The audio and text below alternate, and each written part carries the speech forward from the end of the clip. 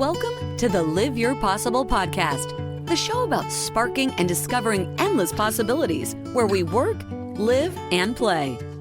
A safe place where we can help you peel back the cover to what may be blocking you from being your most authentic and happiest self.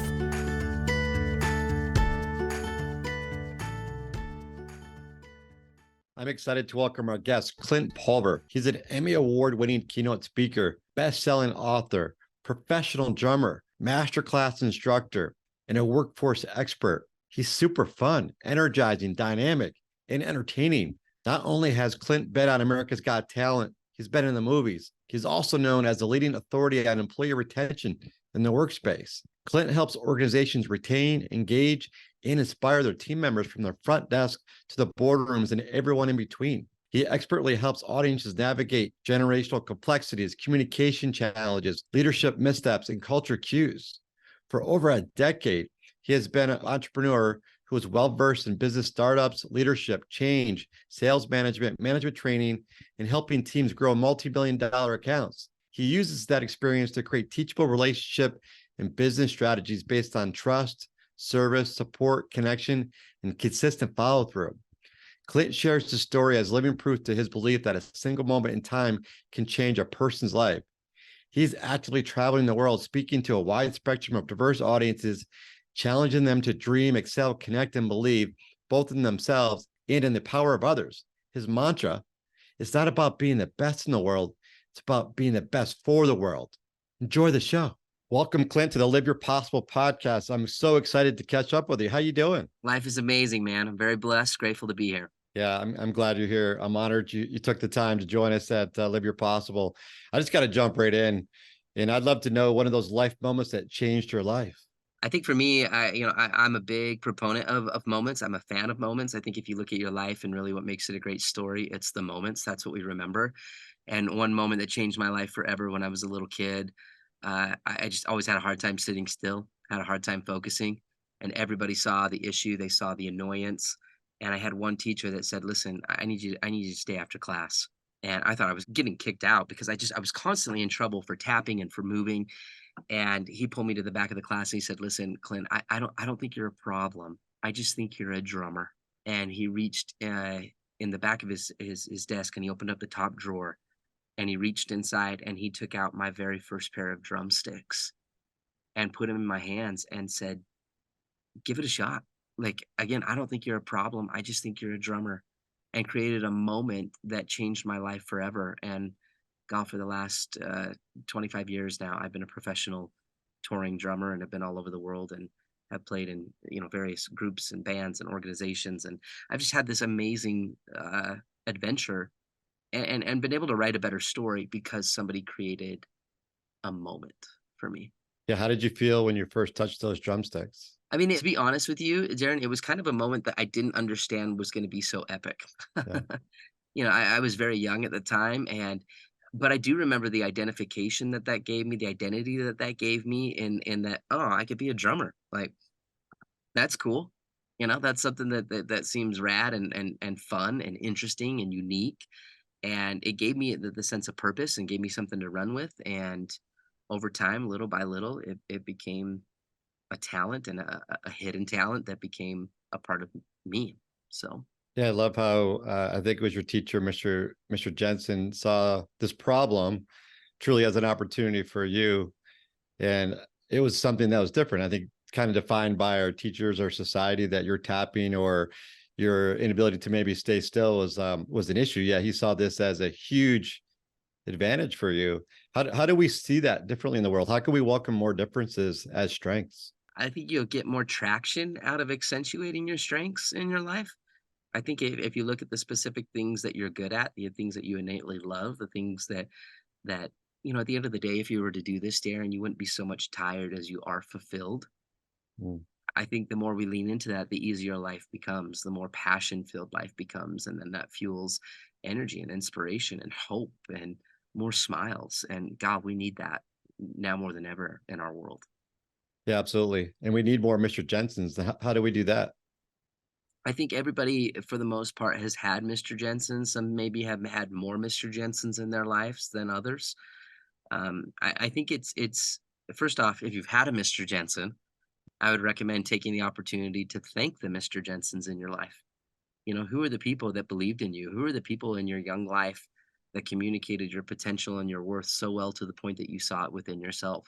And are we taking the opportunity to thank them and to go back and say, hey, like that moment, that series of events, those things that you did, like it mattered. It made the difference for me. I think that's first and foremost a cool opportunity. And then second, who are the people that, man, if you had the opportunity to meet them, connect with them, the people that you're able to say, like, I like myself best because I'm with you. Or I feel like you connect me to something more. We should do whatever it takes to associate with those astonishing people.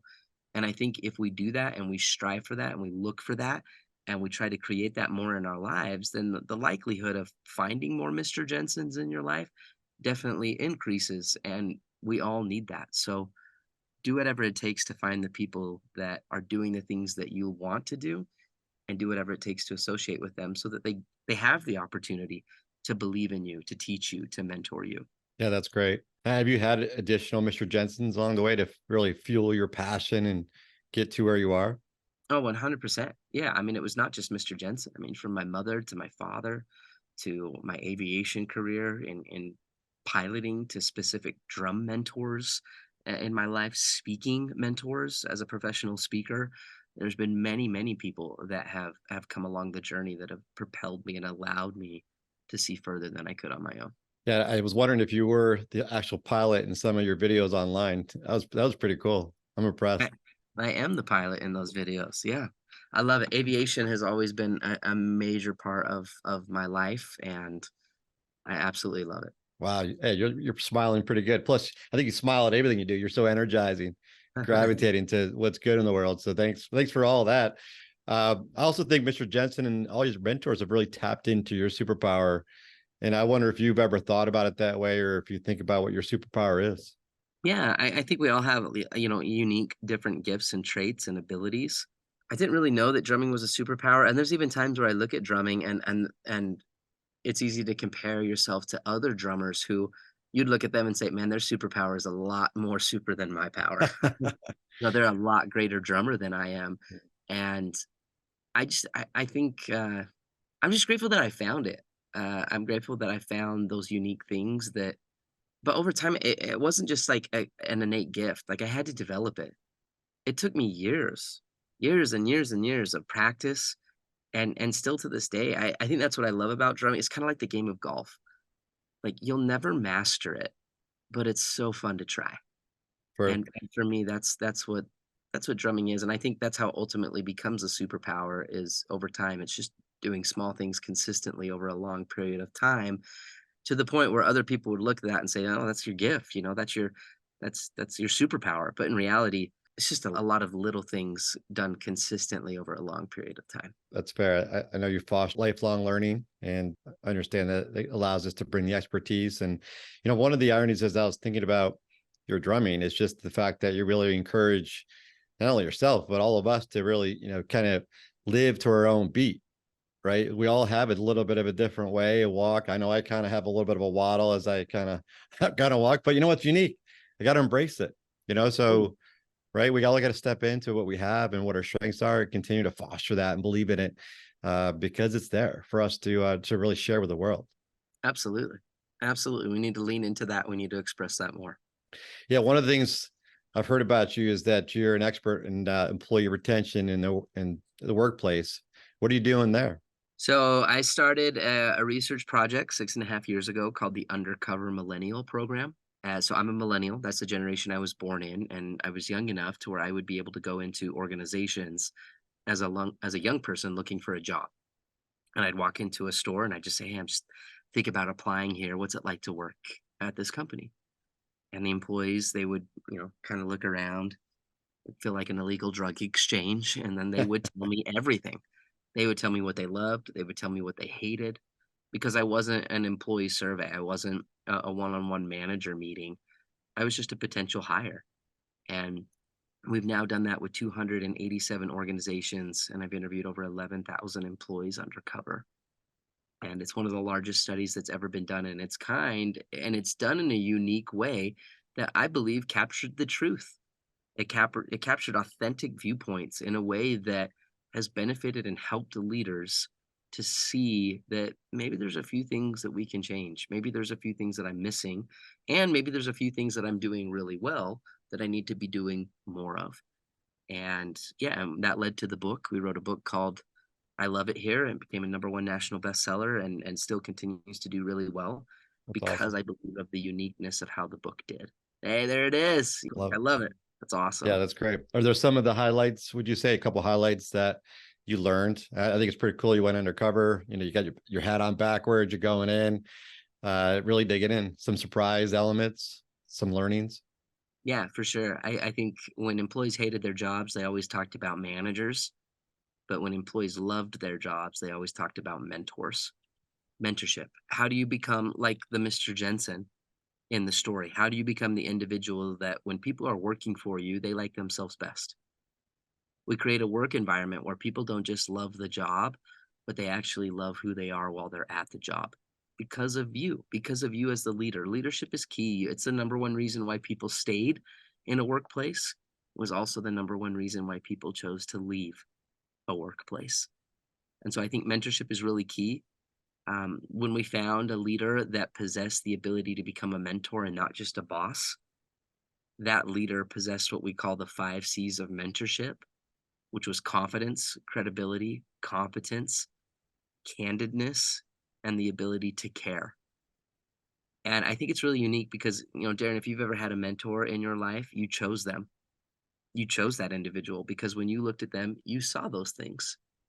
You said, oh my gosh, like there's someone who's very confident, they're very credible, they're also competent. I bet they're going to be someone that's going to share the truth with me. They're going to give me real, relevant, honest conversations, and they care about me. And so you chose them.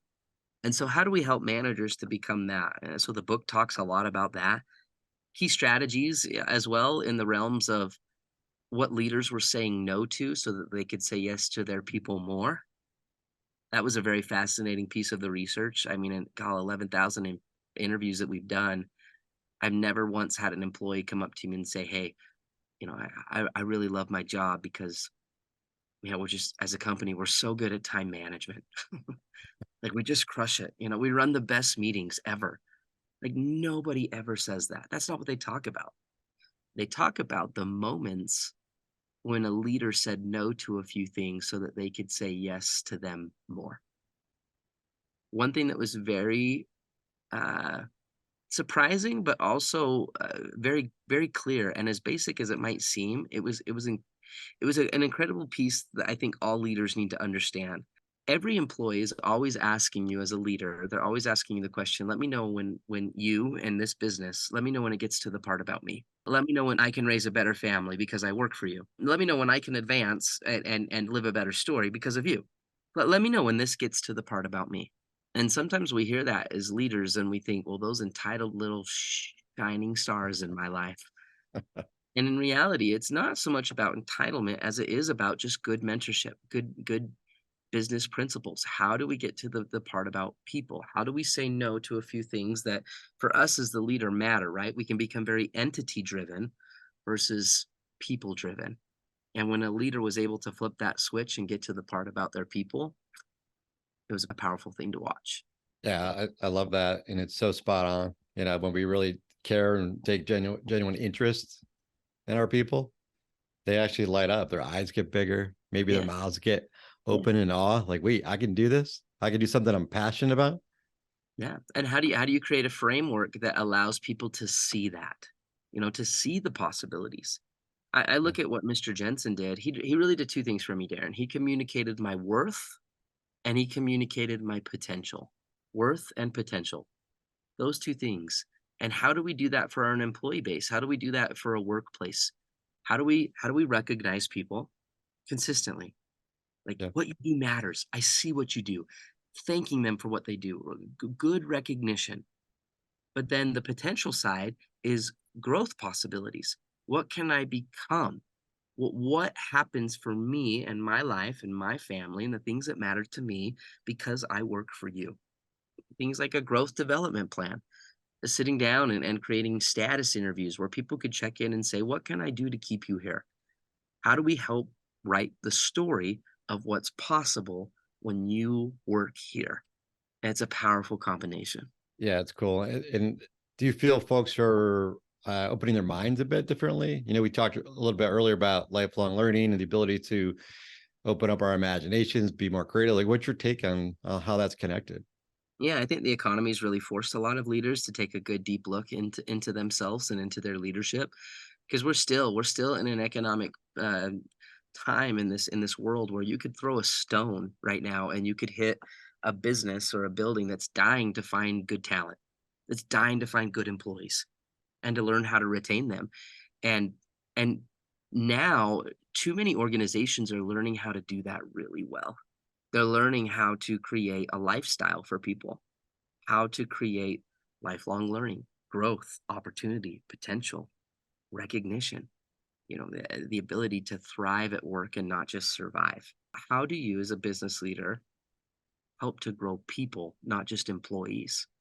And if you're not thinking in that realm, if you're not thinking with that mentality as a leader, right now, have fun being a solo entrepreneur. Or be okay with the revolving door of turnover that's costing your organization thousands and thousands of dollars every time somebody leaves.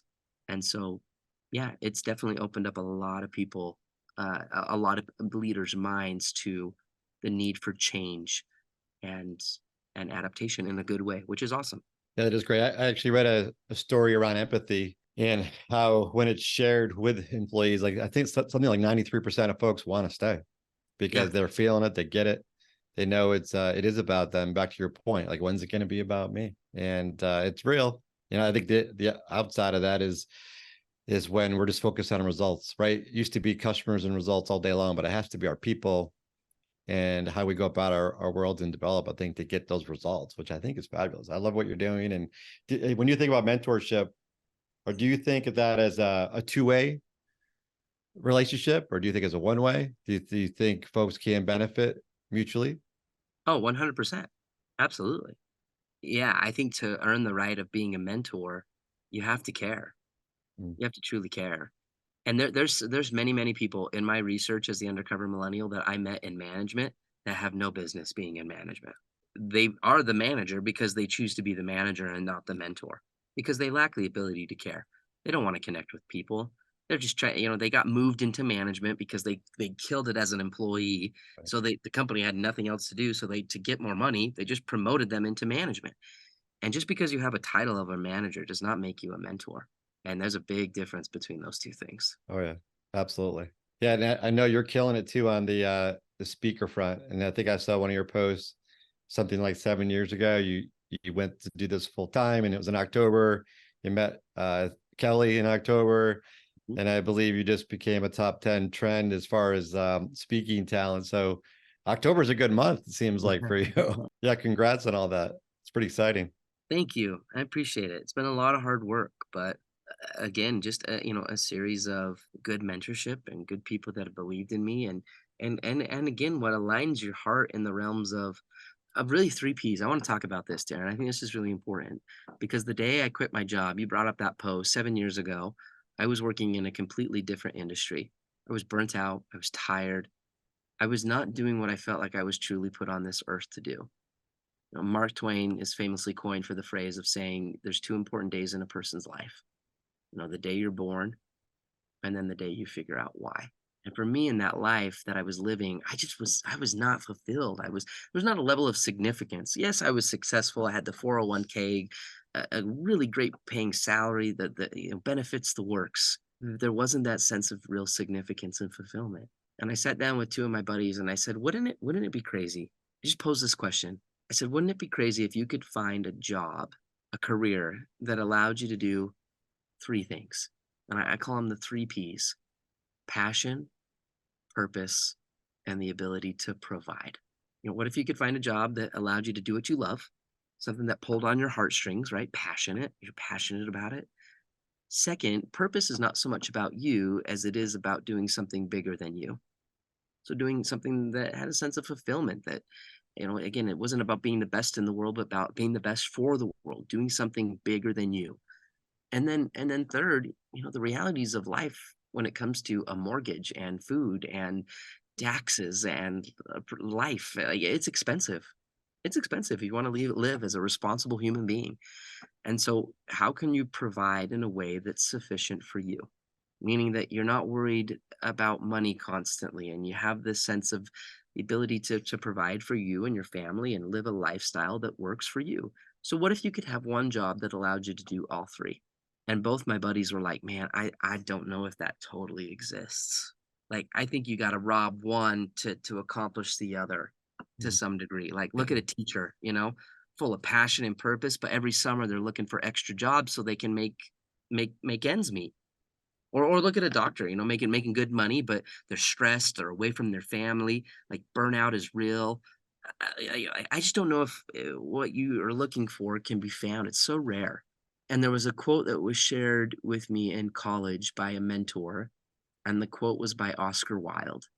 And the quote says this: to live is the rarest thing in the world. For most people, merely exist. And that is all. Like to really live. And for me, at that specific point in my life, I was just existing. Mm. And 2 weeks after that conversation, Darren, I quit my job and I burnt all the ships and I just said, I'm out.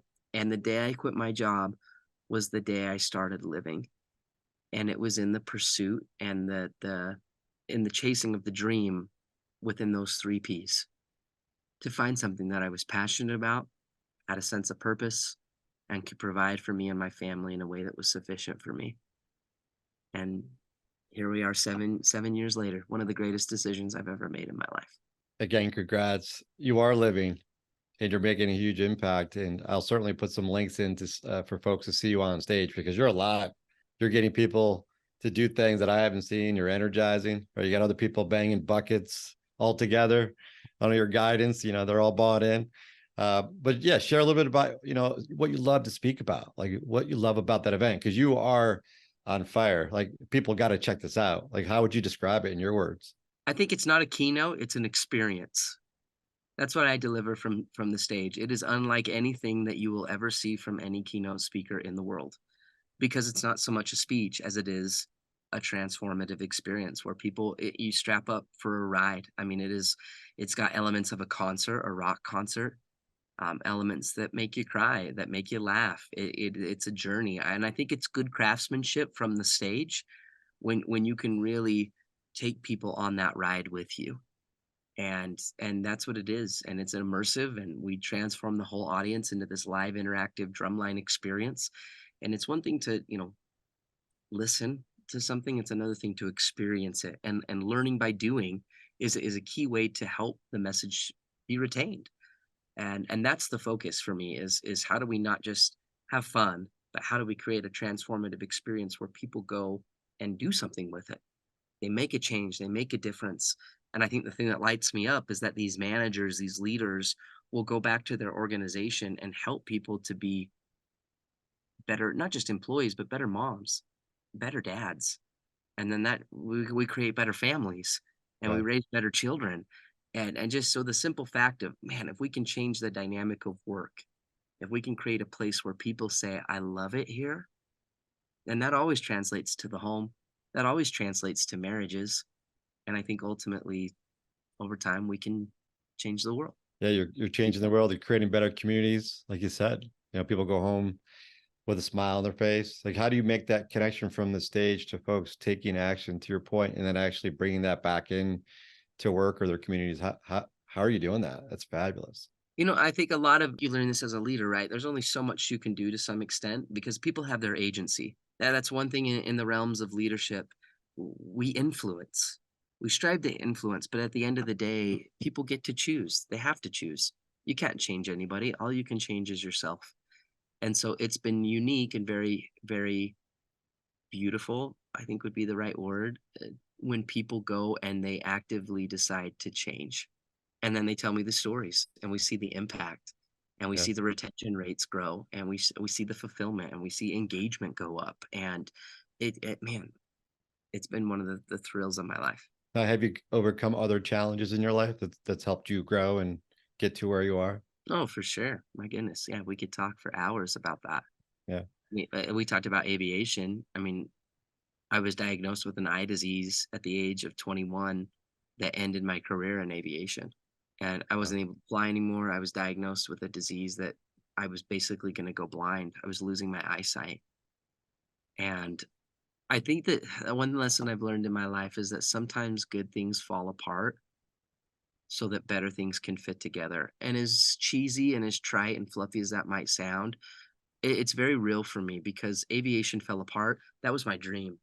And I kind of went into this like lost, depressed state of like, I just don't know what else I'm going to do with my life. And 6 years after college, they came out with this new procedure called cross-linking. And I was one of the very first human trials to have that procedure done. And they did it on my left eye and then they did it on my right eye. And it 100% stopped the progression of my eye disease. But I couldn't see well enough to have my first class medical to be able to fly as a commercial pilot. But just a year and a half ago, almost 2 years ago, they came out with a new technology called scleral lenses. And I went in for just a routine eye exam. And the doctor was looking at my disease. He was looking at the surgery, the notes, my charts, my history. And he said, I bet I bet we could get you to see 2020. And I looked at him and I was like, I said, dude, like I've lived through this my whole life. Like I've had my hopes uh really increased at times. I've had, I can't go through this again. Like, you can't mess with me on this. He goes, no, let's give it a shot. And so we went through fit after fit after fit after fit. And just this year, for the very first time in 18 years, I was able to see 2020 Wow. and Congrats. got my first class medical certificate and have now jumped back into the realm of aviation. And I think, as someone who believes as a man of faith and believes in God, and I do believe that there's times and chapters and seasons in our lives, and at once what I felt like was a devastation ultimately was the best thing that happened to me that allowed me to do something that I was never going to do. To now be a speaker and the research and drumming and all of these things transpired. But now, again, sometimes good things fall apart so that better things can fit together. And now it's really become that full circle moment where aviation's been able to come back into my life. But I failed my way to success. It was failure after failure after failure. And over time, little by little, those failures taught lessons it's made me into who I am today. Yeah, you continue to persevere, resilient, and you could definitely see, your passion and how you wanted to march forward. You weren't giving up, and you explored other opportunities. I agree with you too. You've opened up different avenues, and now you're impacting millions every day. So, I'm so thankful for that, and I'm sure many people that are listening, your audience members, I see their faces. I see how energized they are. I know we only have a couple more minutes. Just curious, what else do you do for fun? I know you're on America's Got Talent. You started a whole group called I think it was the Green Man Group. Yeah. You talk about your flying. I mean, do you have time for any other fun? It seems like you have like an amazing life. Yeah, I think right now as I'm jumping back into the aviation world, that's been exciting. To be honest, I've got three little kids that are at home, and Yeah. that's my life. I travel a lot, and so when I'm home, I really try to be home, and that's my biggest focus because I think all of the success that you have in your life, it will never add up to anything that's in comparison to failure in the home.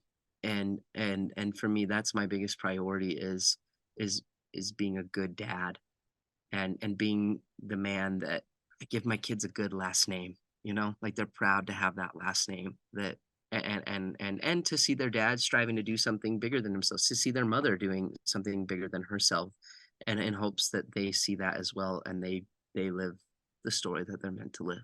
That's my priority. That's what I love.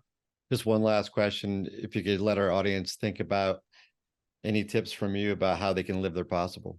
I think it's by associating with other people who are living their possible.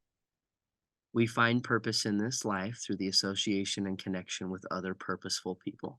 And so doing whatever it takes to associate with yourself that are with the people that are doing that. I grew up on a farm and I've always said if you put a hard to catch horse in a field with an easy to catch horse, usually you end up with two hard to catch horses, right? You put a sick child in the room with a healthy child, you end up with two sick children. Same thing in your life. Who are you hanging with? Are you willing to go and associate with the people that are living their possible so that you can do the same? And in doing so, I think that changes the narrative. Find your Mr. Jensen. Clint, I'm energized. I'm lit. I'm excited to be here with you, and I'm honored, my friend. So thanks for joining us today. Hope to see you on our travels, and I wish you well, and keep doing what you're doing. You're kicking butt, man. I really appreciate it, Darrin. Thanks for letting me be on the show. Cheers. Wow, my man Clint is a special human being. Check him out at his speaking events and on his website.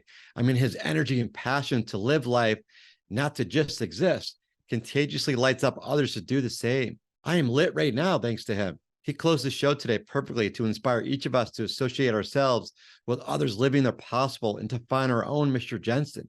I believe we can do both by taking steps to be a Mr. or Miss Jensen for others. Watch the video of his story when Mr. Jensen told him he wasn't a problem and that he was a drummer. I love this message. It reminds me to keep an open mind to see differences as potential opportunities and strengths. Are you willing to try and experiment with me? Commit a full day to making a concerted effort to see what is possible by noticing other people's differences. I mean, in every interaction in a day, to be truly present and to seek it out. Have a goal to not judge and to find the good and untapped potential in everyone you meet. Then identify at least one person to vulnerably share with them directly about their potential you see in them that they might not see in themselves yet. You just might become that Mr. or Ms. Jensen, creating a moment that changes a person's life forever and to help them live out their possible too. That is my personal goal every single day, resulting in enlightenment and joy when people begin down their path of possibilities. Thank you, Clint, for your courage to overcome failures and live your best life with purpose and passion. His story shows us anything is possible. Now it is your turn to realize what is possible for you.